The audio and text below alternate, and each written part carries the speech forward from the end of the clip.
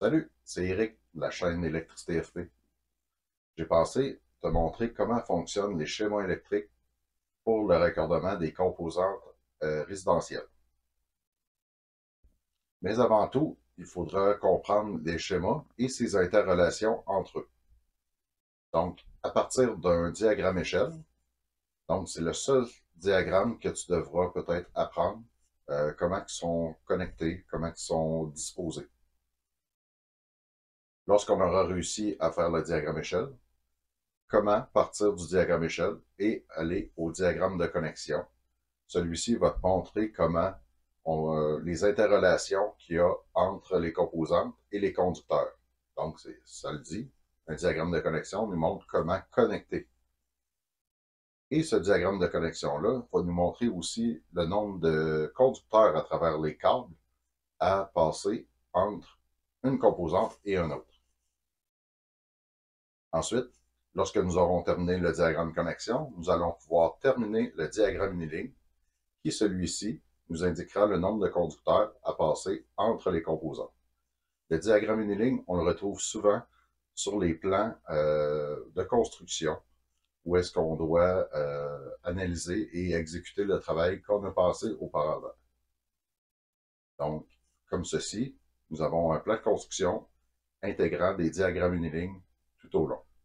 Par contre, avant de débuter, on doit commencer un à un. Donc, chaque composante, nous allons l'étudier pour pouvoir faire nos schémas. Allons voir ça. Nous allons voir comment raccorder les interrupteurs et les lumières.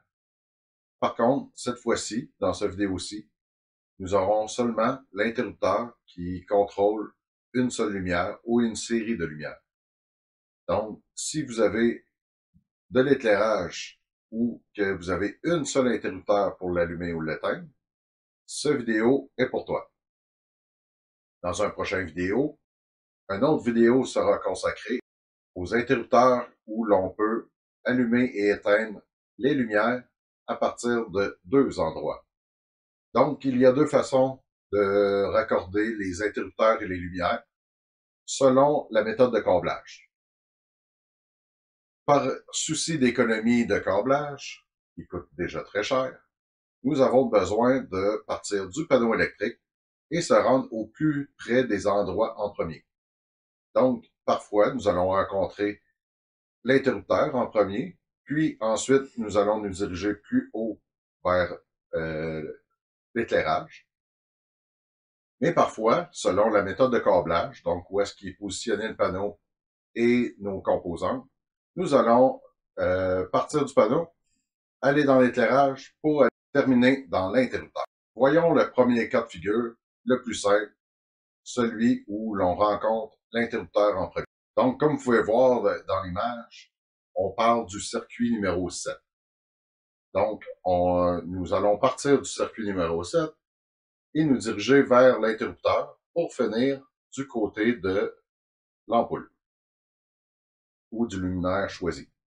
Donc, là, notre schéma de compréhension du circuit, donc qui est le diagramme échelle, sera qu'on débute à partir du circuit 7, du disjoncteur.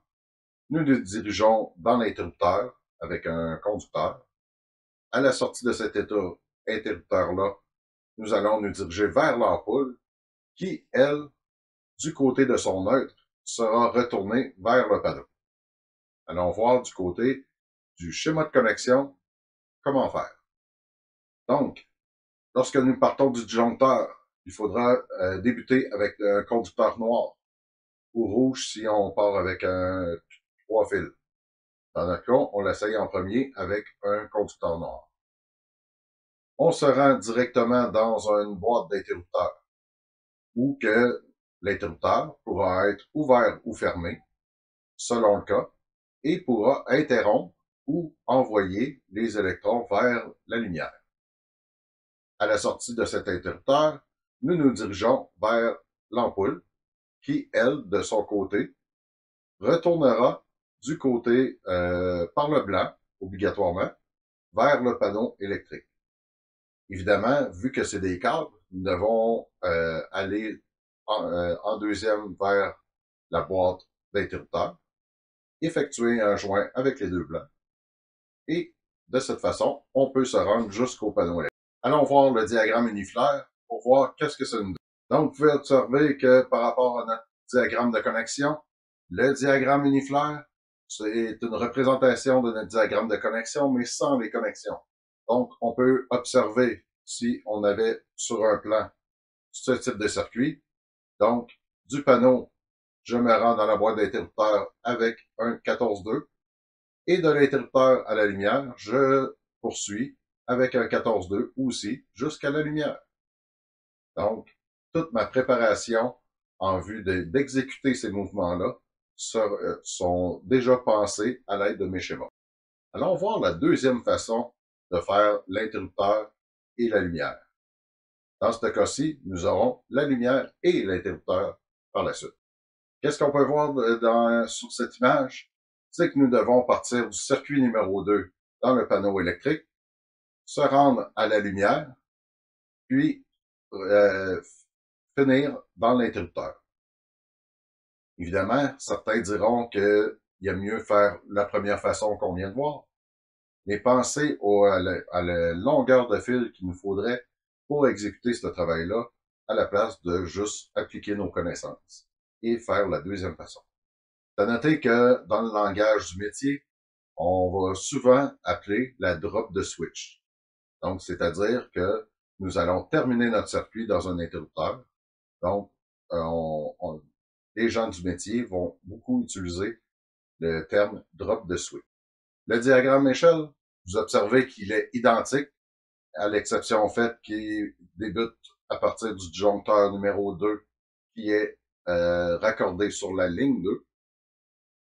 Mais tout le reste, le schéma de compréhension, c'est encore un interrupteur qui contrôle la lumière. Sa disposition est différente, mais son diagramme à échelle restera le même. Donc, à partir du diagramme échelle, nous pouvons faire le diagramme connexion. Toujours en pensant en un diagramme échelle. Vous vous souvenez, dans le diagramme échelle, on repartait du disjoncteur, on s'en allait dans l'interrupteur. Ben, on devra refaire la même chose. Sauf que nos câbles, notre schéma de câblage passera par la lumière avant. Donc, on devra faire un joint dans la boîte de lumière pour se rendre à l'interrupteur.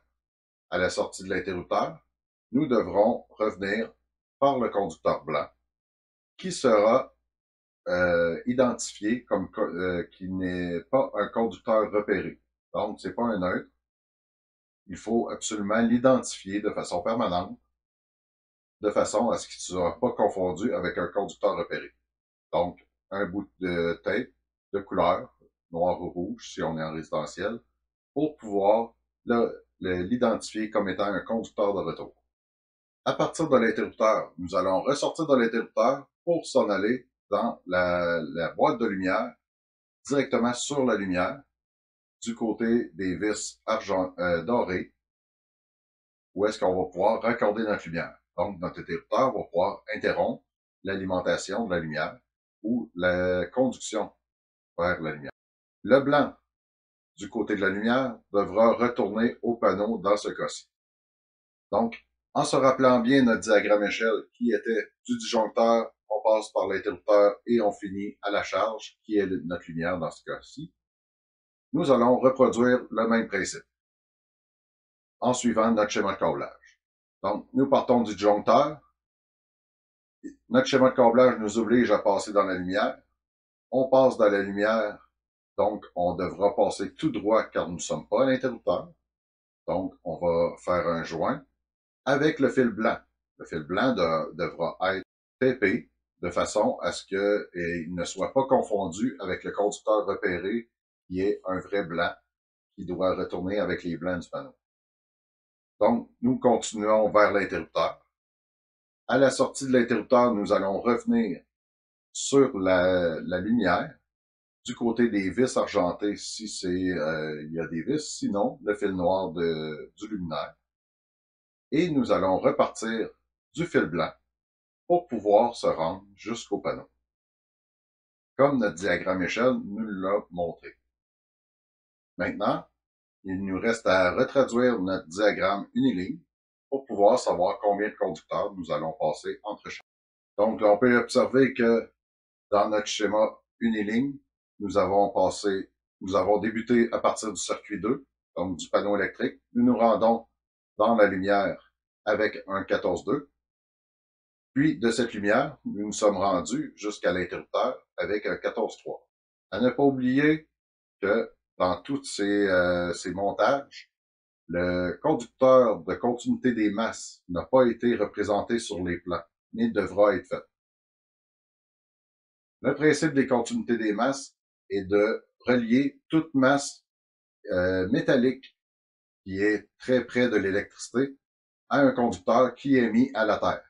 Donc, c'est le conducteur qui est nu, donc il n'a pas d'isolant autour de lui dans votre conducteur, dans votre câble. Et puis, c'est lui qu'on doit relier à toutes les boîtes électriques en métal ou tout ce qui peut être près de l'électricité et qui est en métal pour éviter les électrisations ou les électrocutions. N'oublie pas, toutes ces animations que vous venez de voir en arrière de moi sont disponibles sur le site électricité.tutorafp.ca. N'oublie pas de t'abonner à la chaîne pour avoir d'autres vidéos à propos de l'électricité.